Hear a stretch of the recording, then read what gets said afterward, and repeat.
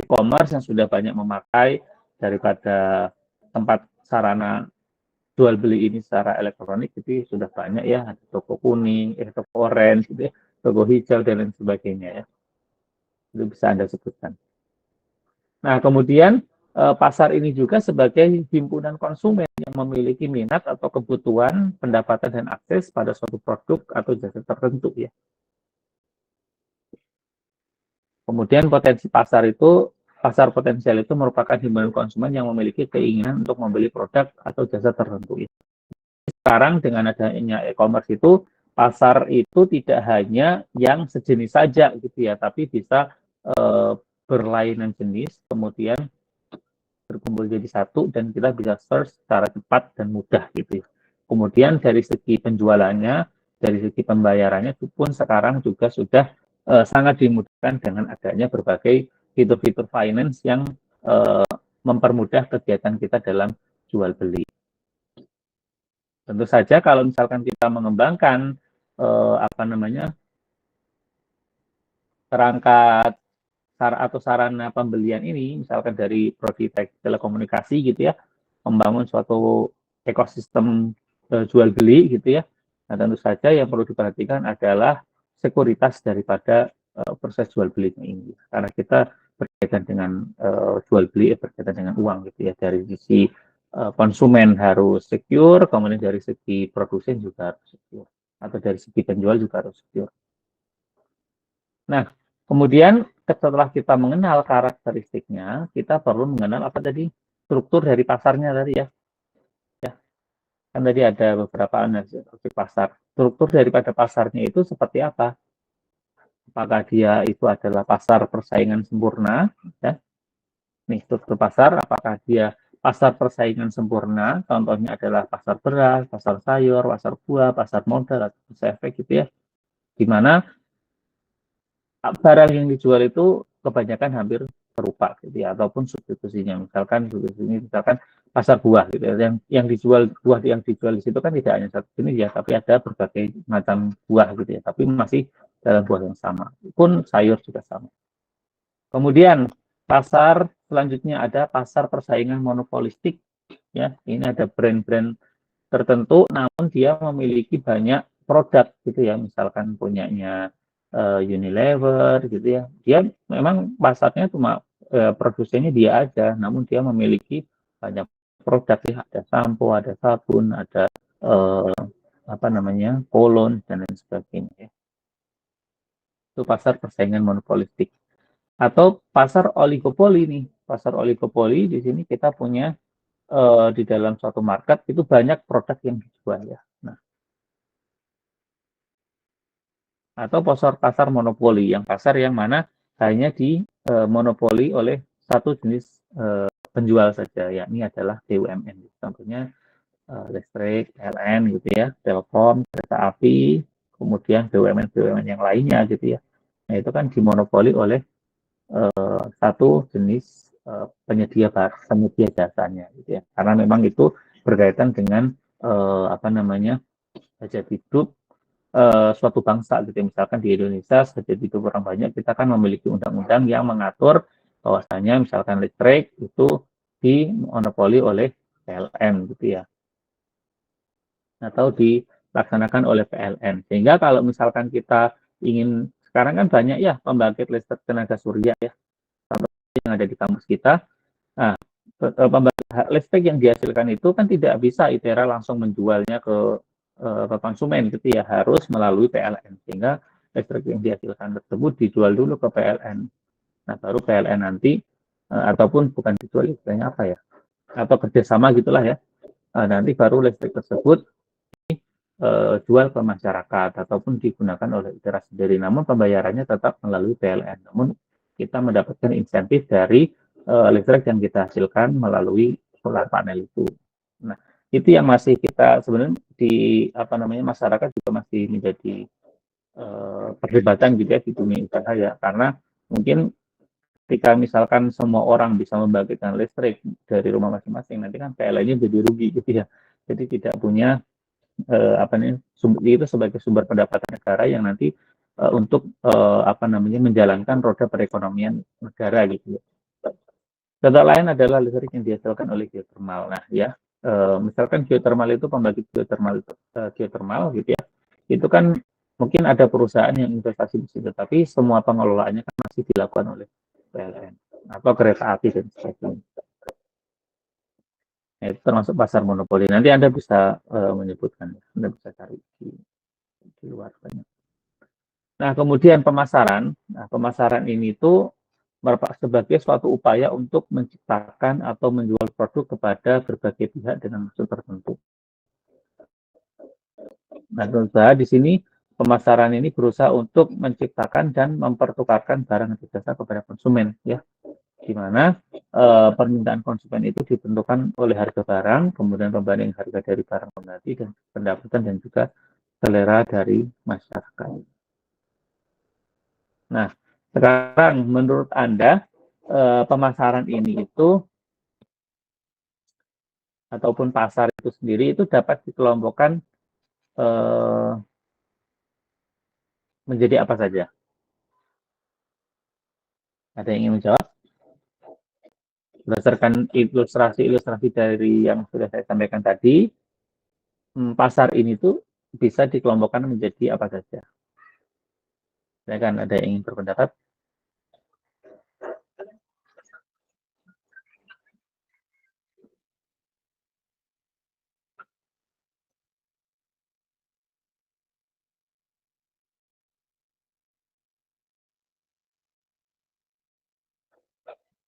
Ya, tadi ya, pemasaran sebagai upaya untuk menciptakan atau menjual produk ya, tentu saja bisa kita kelompokkan menjadi pemasaran ini secara individu gitu ya, secara konsumen, kemudian secara industrial, dan secara reseller maupun secara pemerintah ya.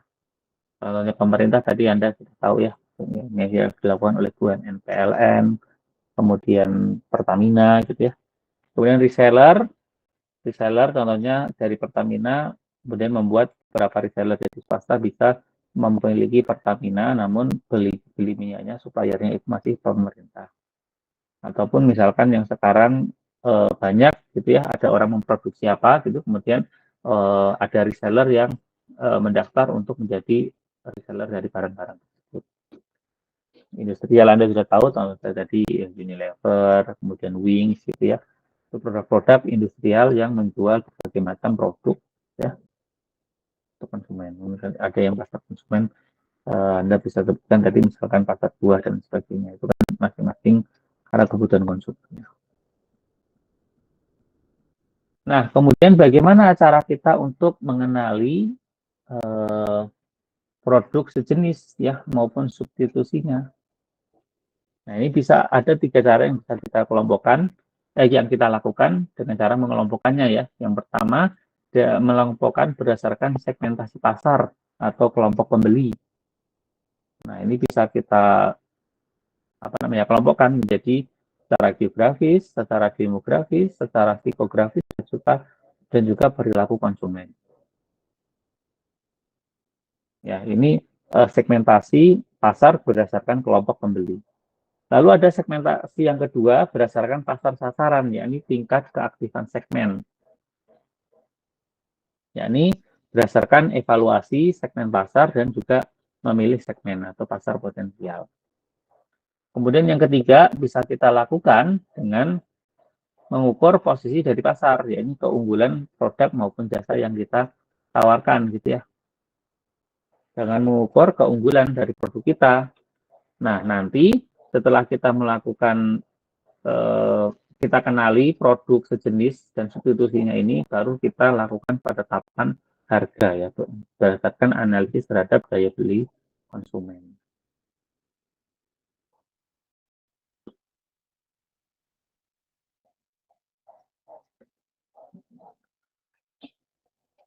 Bentar ya, kayaknya kalau seperti ini.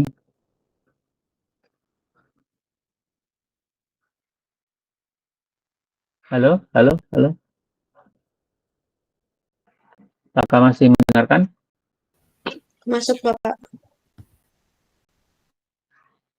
Karena kalau saya presentasinya kayak gini, saya nggak bisa melihat Anda. Takutnya Anda ngantuk ya. Ini kan jam siang nih, makan siang dan jam tidur siang ya.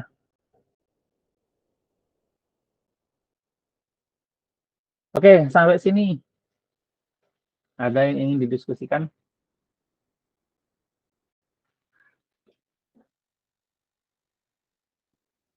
Silakan. Jika ada yang ingin didiskusikan. Ya, silakan.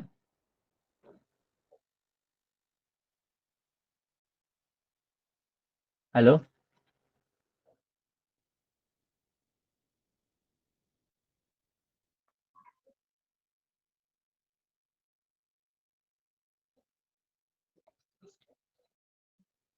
Baik. Kita break dulu sebentar, 5 menit ya. Saya ke belakang dulu sebentar ya. Silakan kalau mau ada Baik, yang break ke belakang, silakan. baik, terima kasih Pak.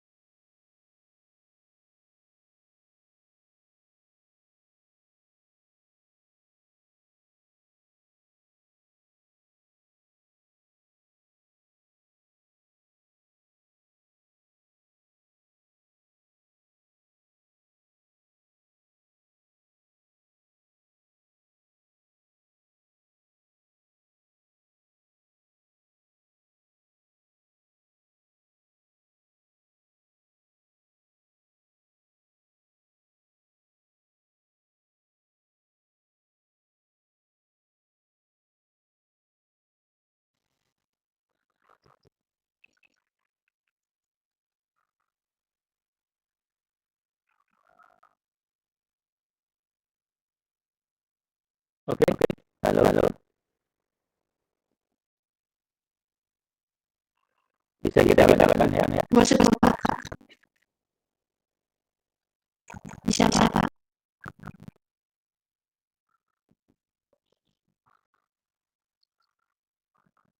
Baik. Pak yang tidak ada. Kemarin saya kayaknya kelupaan minggu lalu saya saja. Saya masih sekarang. Ayu pria orang dari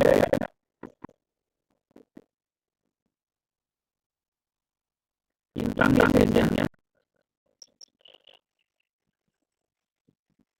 Iqbal Ariana.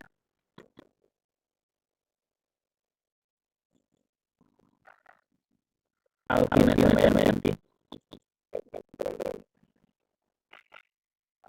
Damayanti. Fauzan Ahmad.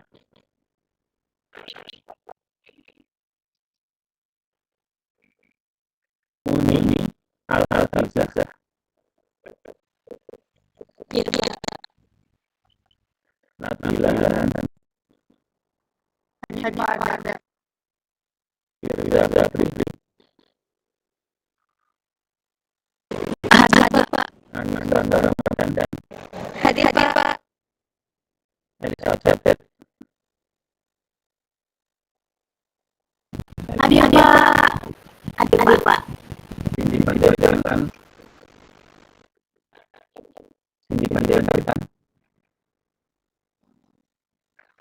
Revan Tansah.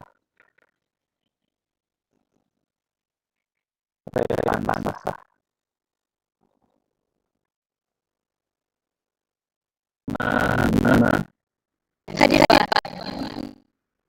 Makmura. Ada Pak. Namanya kayak bintang gitu ya. Coba yang Makmura dulu. Iya Pak, agak dikit Pak. Ada cerita enggak? Ada Pak. Dari apa ini? Dari Yomatika Pak. Oh iya. Kenapa namanya bukan itu apa kalau turun Jepang? Oh bukan Pak, ini saya suka Pak, bisa bahasa Pak, bukannya Oh alah. Ya. Anda bisa bahasa. ya cuma dua Indonesia sama Kanada Pak. Ya. Kenapa nggak belajar ya? Inilah kita. Hasan. Kori. Hadir Pak. Terus alias. Hadir Pak. Hadir. Ya. Kalau 12 malam mati apa ya?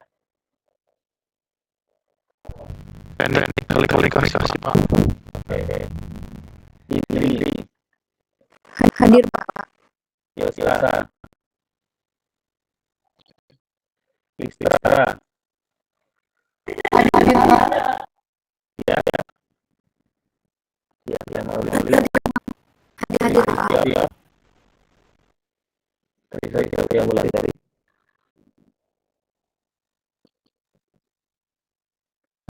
Prasetya. Iki Saputra.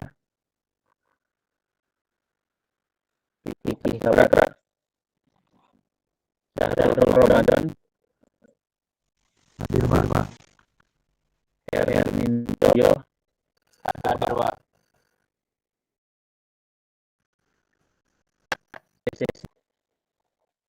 Hadir Pak. Kami akan Hadir Pak. Pratama Andara. Pak. Leticia. Pak. Rian Bayu.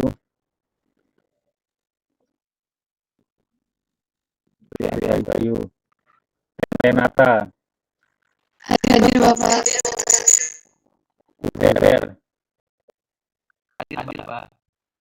Ini Wulandari. Hadir Pak.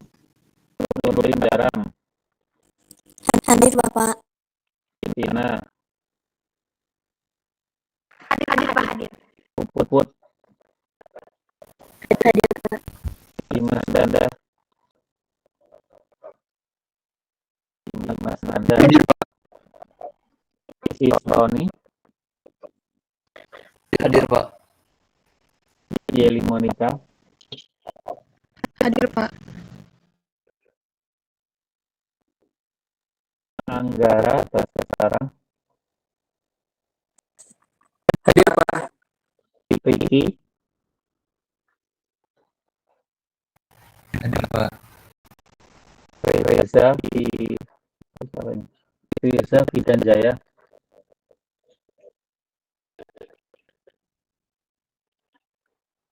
Reza Fidanjaya tadi ya. Zaki, Hadir, Pak. Arden, Hadir, Pak. 1211 ini biomatika ya. Arden dari prodi apa? Fisika, Pak. Oh, fisika. Oh iya. Oke, Muhammad Wahyu. Muhammad Wahyu. Elisa Sekar.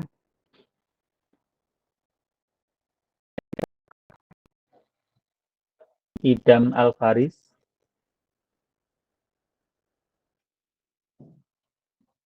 Aldi Pratama.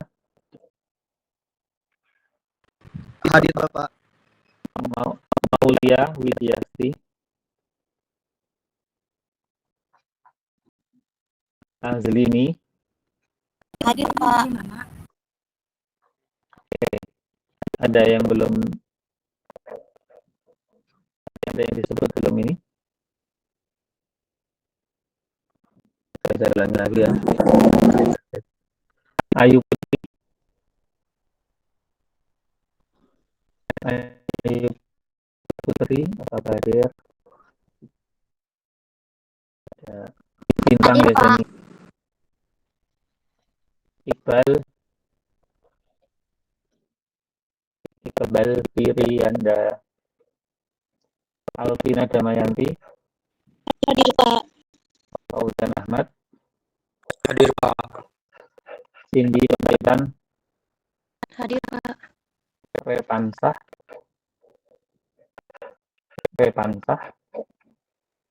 Tri Setia Wulandari.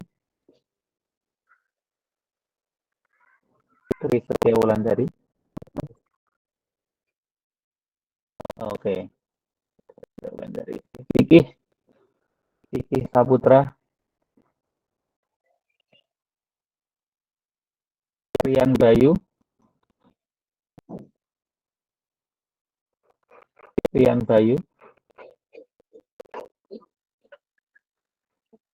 Oke. Kiki. Muhammad Wahyu Saputra. Elisa Sekar. Idam Alfaris.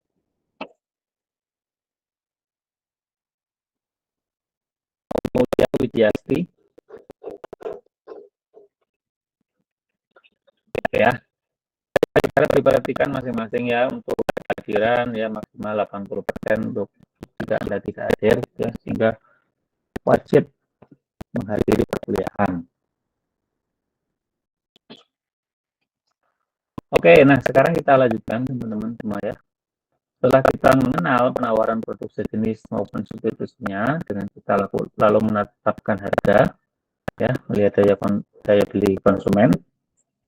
Selanjutnya kita lakukan program dan strategi pemasaran. Ya, apa yang perlu diperhatikan dari program dan strategi pemasaran ini? Yang pertama kita lihat dari strategi produk.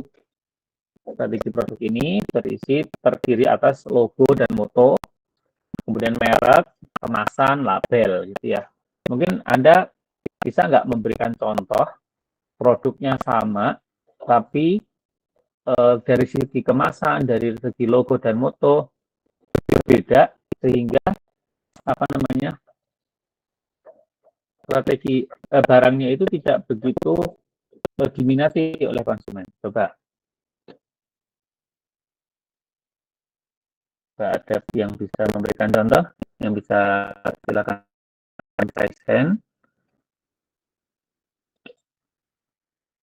Coba berikan contoh 2 atau 3 barang boleh, 2 aja yang mudah gitu ya. Barang sama yang dijual sama, tapi kemudian ketika kemasannya, kemudian logonya itu berbeda.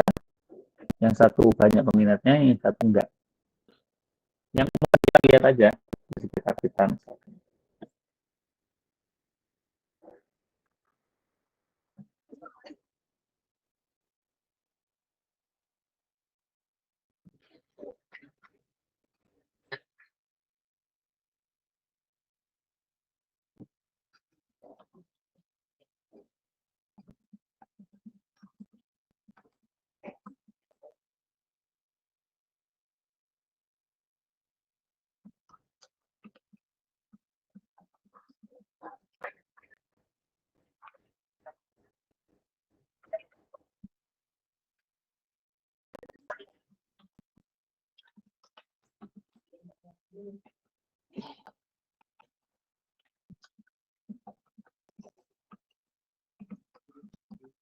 Izin menjawab.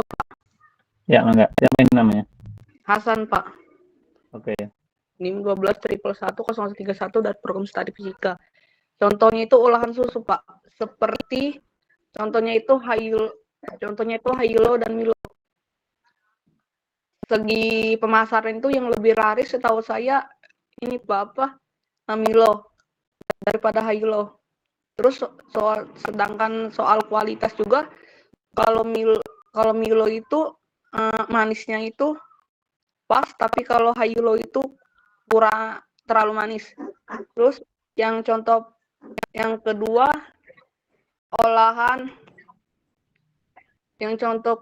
itu olahan mie, Pak. Mie. Oke. Mie instan maksudnya ya? Ya Pak, mie instan. Ininya produknya itu antara Intermi dan mie sedap. Nah, yang lebih laris tahu saya mie sedap, Pak, yang daripada Intermi. Kalau yang Intermi itu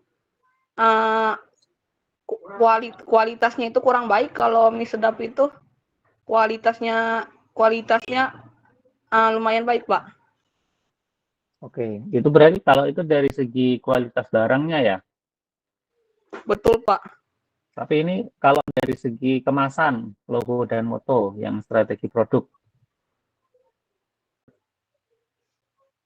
Kalau moto itu kalau moto antara keduanya atau salah satunya, Pak? Ya, dua-duanya. Kalau kayak olahan, kalau untuk olahan susu itu, kalau Milo itu untuk merek nanti, Pak. Mungkin gini ya, saya berikan contoh yang paling mudah aja. Contoh satu, nanti Anda bisa cari gitu ya. Contohnya keripik tela ya, keripik singkong ya. Kan kadang ada orang yang berjual di pasar gitu ya, keripik singkong yang dia ini pakai sepeda gitu kadang jualnya atau motor.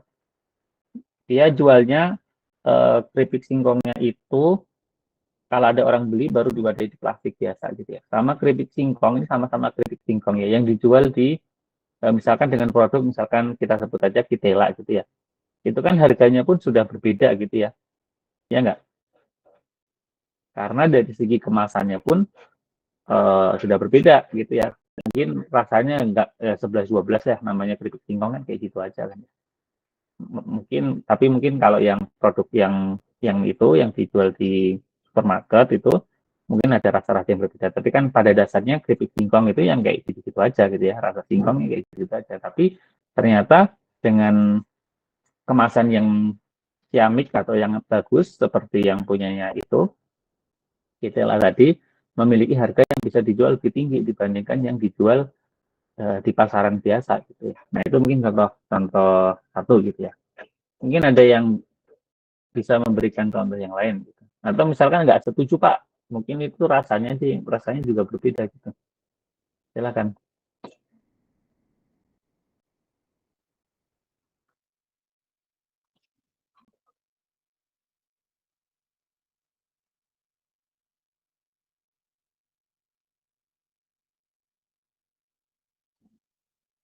Coba ada yang mau berpendapat?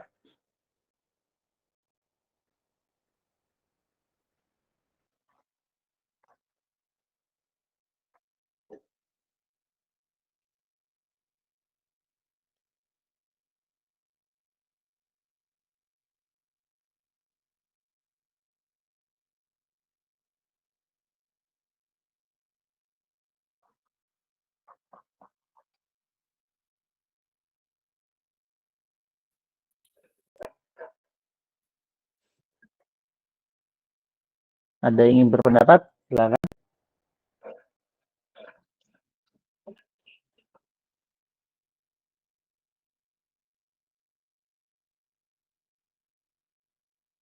Loh, kok diam aja?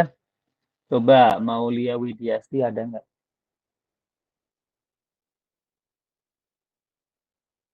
Maulia Widiasti ada nggak? Ini sih di sini ada, tapi nggak ada.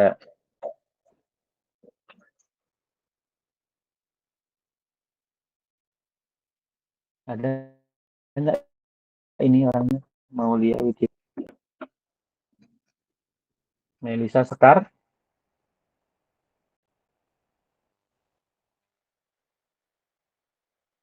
Halo. Anissa Ramadan ada nggak Anissa Ramadan?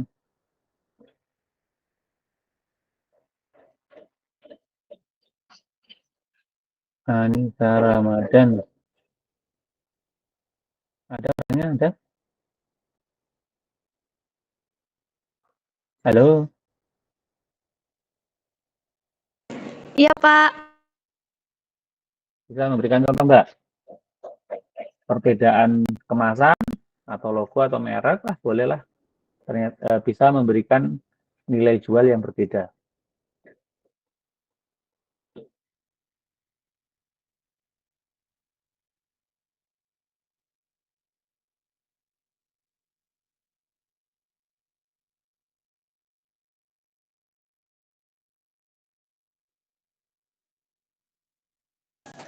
Kalau merek itu sebagai identitas produknya, Pak. Kalau logo itu eh, lambang juga, tapi yang bisa menggambarkan identitas produknya. Tuh, jadi tadi kita nggak diskusi itu, nggak diskusi terkait dengan pengertiannya merek dan logo ya.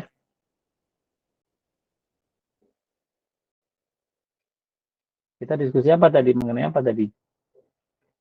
Contohnya, contoh dua produk yang sama tapi beda logo, beda merek, kemasan, ternyata harga jualnya bisa berbeda.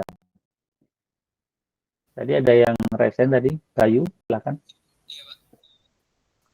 Mungkin kalau yang ditemuin di sehari-hari Pak ya. Misalnya roti, Pak. Roti. Misal roti Alka sama roti CA itu kemasannya juga beda, logonya juga beda. Benar, roti apa? Roti apa? Alka, Pak. Alka sama roti CA. Ca. Oh, saya belum pernah dengar sih. Oke. Tapi dari segi kualitas barangnya bagaimana kualitas roti?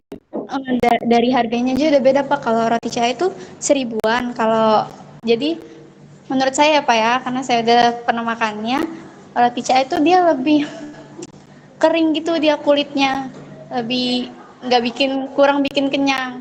Tapi kalau roti Alfa ini dia eh, kayak roti tawar gitu, Pak, ada isinya. Jadi beda banget. Nah, itu kan kalau itu lebih ke produknya yang berbeda. Di sini kita sedang membahas mengenai kemasannya yang berbeda, tapi produknya itu sama gitu, ya sama. Oke, mungkin Bayu dulu tuh Pak Bayu. Izin Pak, izin lanjutin. Mungkin air bisa ini Pak, air Sebentar Bayu, suaranya agak jauh sekali.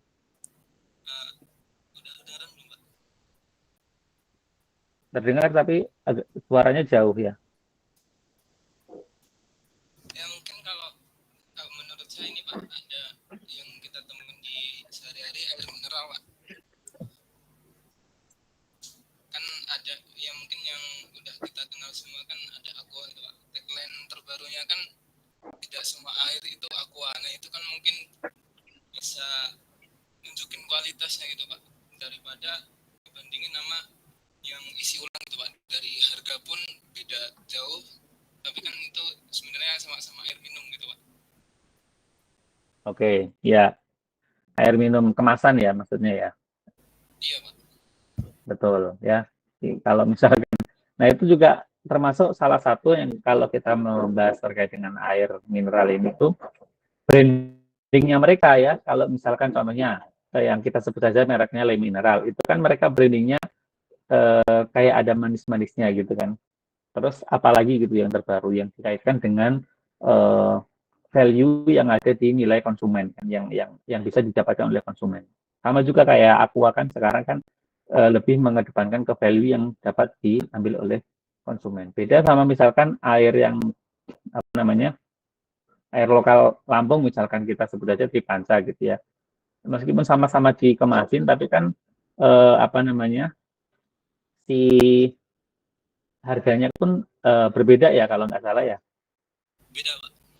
Nah, itu juga bisa menjadi ini tadi kita membahas terkait dengan moto ya, logo dan moto. Meskipun kemasannya sama-sama mineral gitu ya, kemudian merek juga, tapi motonya berbeda gitu ya. Kita sudah menjual sellingnya itu salah udah masuk ke teknik pemasaran kalau itu sellingnya sudah mengarah ke value yang ada di konsumen. Nah, itu juga bisa menjadi salah satu strategi daripada penjualan produk. Oke, bagus ya. Nah, ini nanti juga saya harapkan ketika nanti Anda berdiskusi secara kelompok, Anda bisa nanti sudah ada gambaran nih, nanti produk ini mau dikemas sedemikian rupa supaya bagus gitu ya.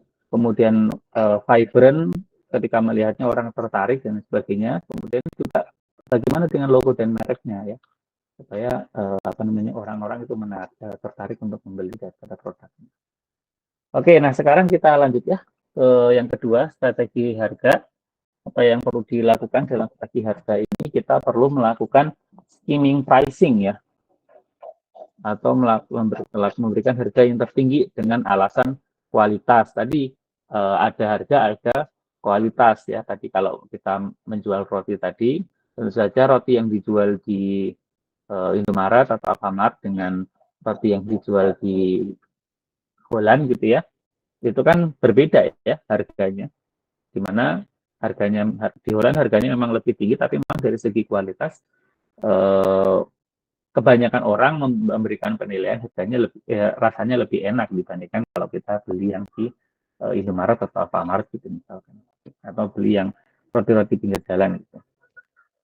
Ya meskipun kita tidak mendiskreditkan produk yang ada di yang dijual di lapak-lapak di pinggir jalan ataupun di Alfamart ya, tapi di sini banyak orang yang memang menjual harga itu memang memberikan harga yang tinggi karena mereka pangsa pasarnya itu memang sudah berbeda gitu ya. Contohnya kalau orang menjual tas-tas branded gitu ya, itu kan kalau dinalar kan ngapain orang beli harga tas begini mahalnya gitu ya. Tapi karena mereka memang target pasarnya itu sudah berbeda, ya ada aja yang beli gitu ya. Ada aja yang membeli karena mereka memberikan kualitas. Kemudian penetrating pricing atau harga yang rendah dengan tujuan menguasai pasar. Nah, ini mungkin kadang dilakukan juga ya. Di awal-awal diberikan harga yang ya untungnya tipis lah ya, untuk hanya memberikan untung yang tipis dengan harga yang rendah daripada harga pasar.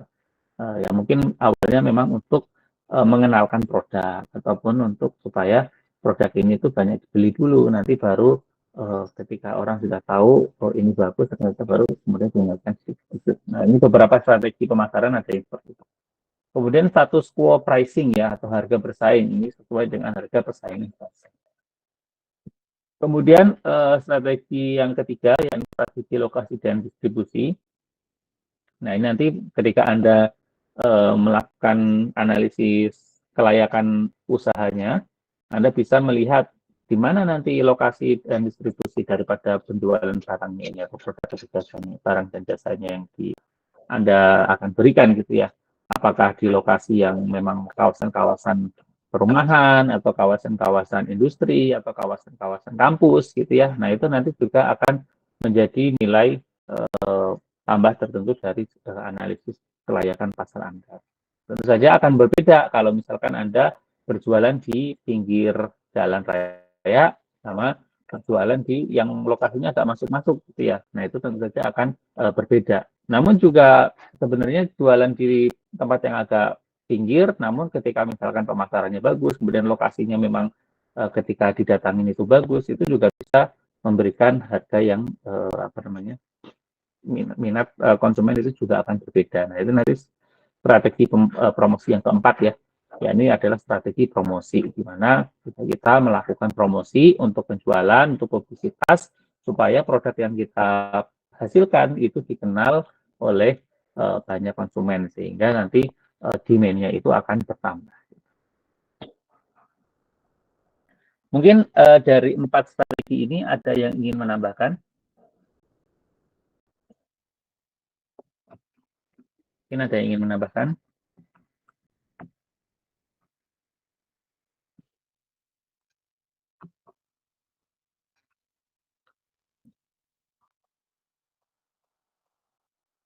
Oke, kita lanjutkan ya.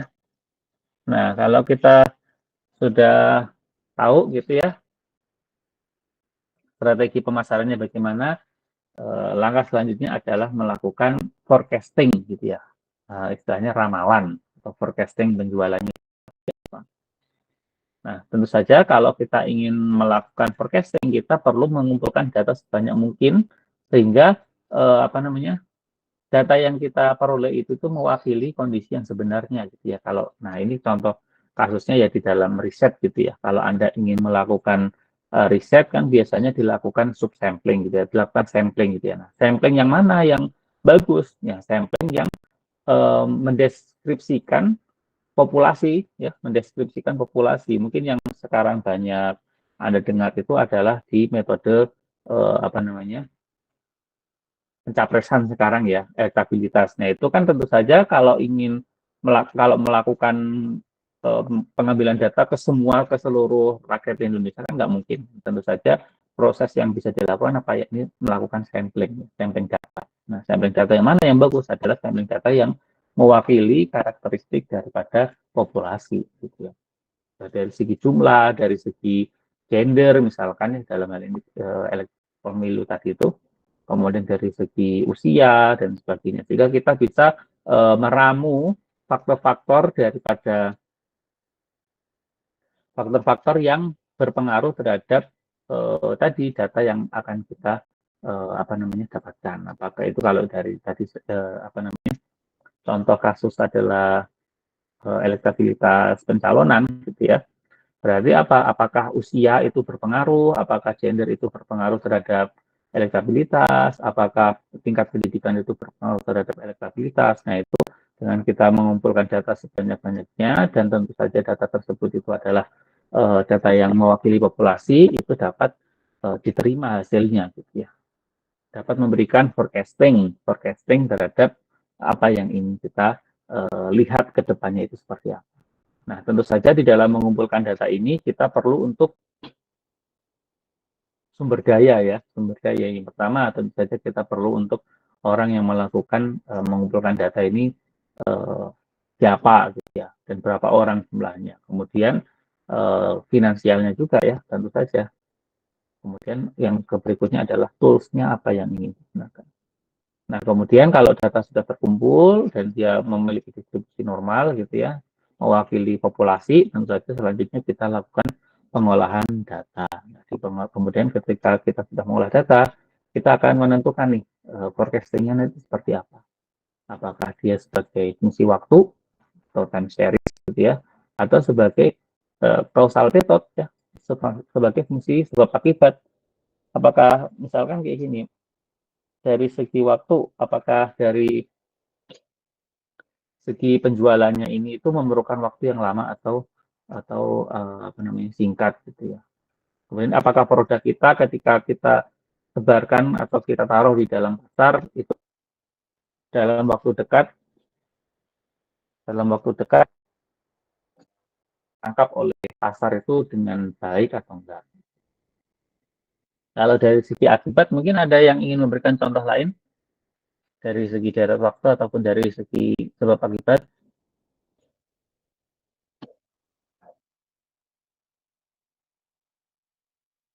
Nah, kalau kita sudah mampu untuk menentukan metode forecastingnya ini, nanti bisa kita proyeksikan data tersebut untuk memberikan gambaran bagaimana produk kita itu diterima oleh pasar, ataupun gambaran bagaimana penjualan kita itu ke depan itu seperti apa gitu ya. Apakah penjualannya akan sustain, akan semakin naik, ataukah relatif datar saja, ataukah relatif malah turun.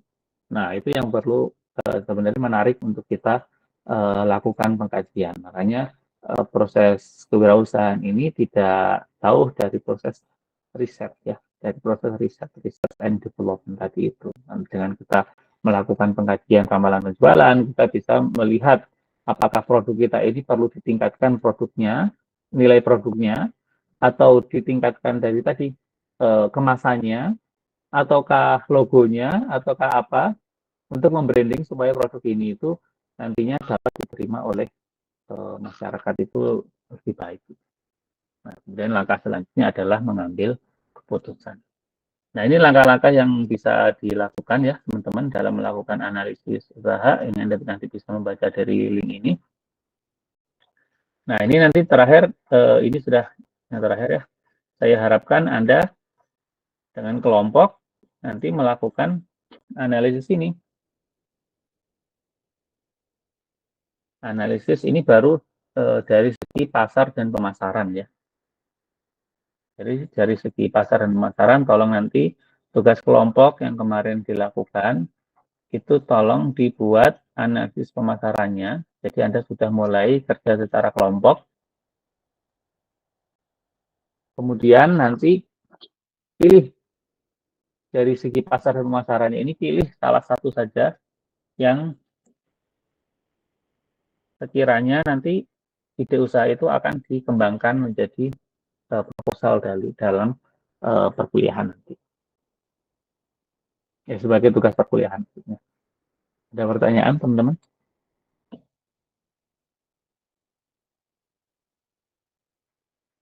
Halo?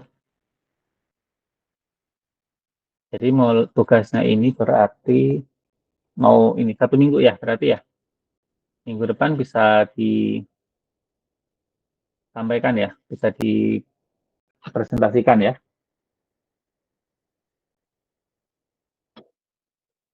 Halo? Mohon maaf Pak, ini dibuat proposal atau gimana Pak? Bukan, ini nanti dalam satu PPT saja dulu. Jadi nanti Anda kan berkumpul dalam satu kelompok. Nanti lakukan studi kelayakan dari ide-ide anggota kelompok semuanya itu. Kemudian nanti pilih satu saja yang sekiranya nanti akan dilanjutkan ke proposal. Nah, itu yang dipresentasikan studi kelayakannya.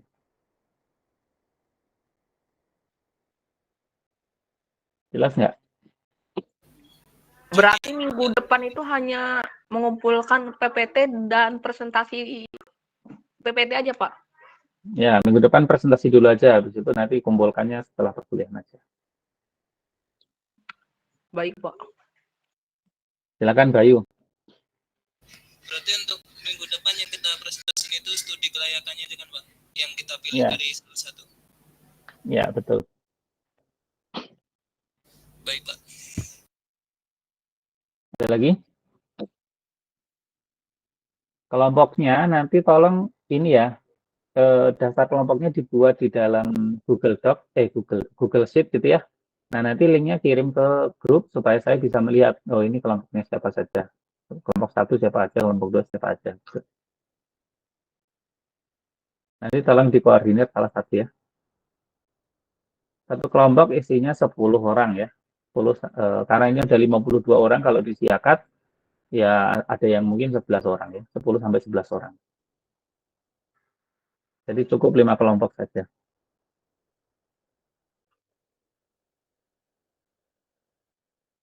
Silakan, ada lagi yang ingin ditanyakan? Diharapkan Izin satu bertanya, kelompok Pak. ya minimal 3 prodi ya. Karena di sini ada 4 prodi. Untuk kelas besok itu masih online juga ya, Pak? Minggu depan offline. Baik, Pak.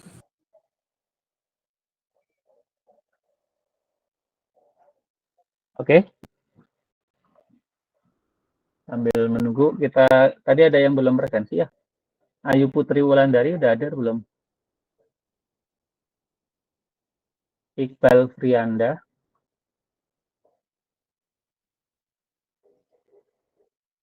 Repansah, Router.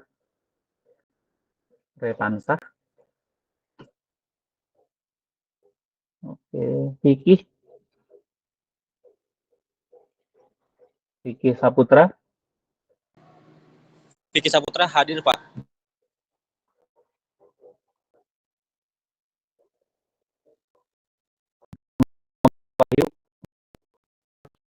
Hadir, Pak. Elisa. Hadir, Pak. Idam Alvaris. Maulia Widiasti. Hadir, Pak. Oke. Baik, ada beberapa yang nggak hadir. Saya rasa cukup ya. Nanti bisa Anda lanjutkan dengan mulai mencari kelompok ya. Pesan saya minimal satu kelompok kita adalah 3 prodi. Jangan satu prodi